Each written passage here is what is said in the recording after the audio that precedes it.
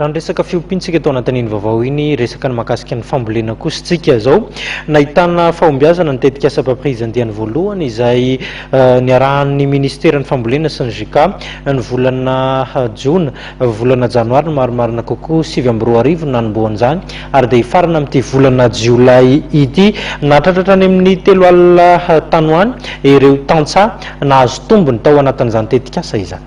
Fahombiazana tanteraka no azo ilazana ny tetika asa papri izay vokatry ny fiaraha-miasan'ny ministeran'ny fambolena sy ny JICA nahitana fiakarana 3 tonnes isaky ny hektara ny vokatra azo raha 2 tonnes isaky ny 1 hektara no natenainy. Ny volana janoary 2024 ny atomboka ny tetika asa ka io ny farana amin'ity volana jolay ity.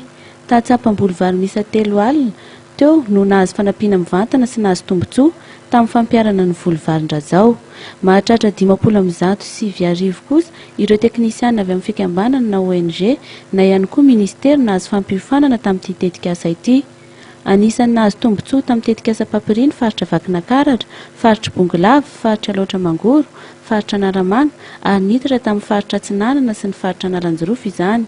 Tsy farana treo anefa ny fiara-miasa amin'ny japonais fa mbola itoy izany ary izy koa ny andiany faharoa amin'ny tetika asa papri amin'ny farany taona 2024. Hiditra amin'ny dingana faharoa na phase 2 tsika any amin'ny faraparany taona any. Ny fanarinay ary moa efa dinika ny fanaovana tamin'ireo solontenany ambasady japonais eto amintsika sy ny JICA eto atoerana dia hoe mba hanomboka any amin'ny oktobra na farafatarany volana novambra zany phase 2 zany.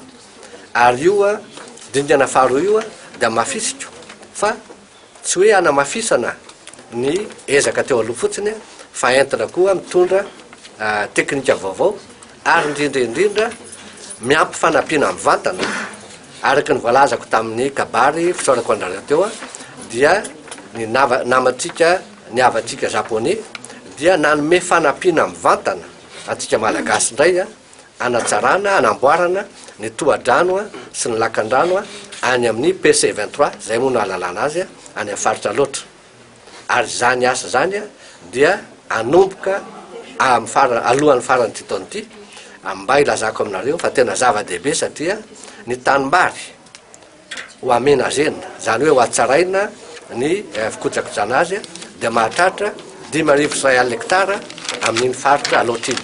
Anisany amatsy vola maimaim-pona amin'ny fambolem-bary any amin'ny faritra loatra ny firenena japonais fanampiana izay tsy misy takalo raha nambaran'ny ministra ny fambolena hatrany. Amatsy vola maimaim-pona ho tsy misambo-bola zany tsika fa fanampiana no ataondrareo japonais entina anatsara ny fambolem-bary amin'ireo tanimbary voalaza teo reo any amin'ny faritra loatra.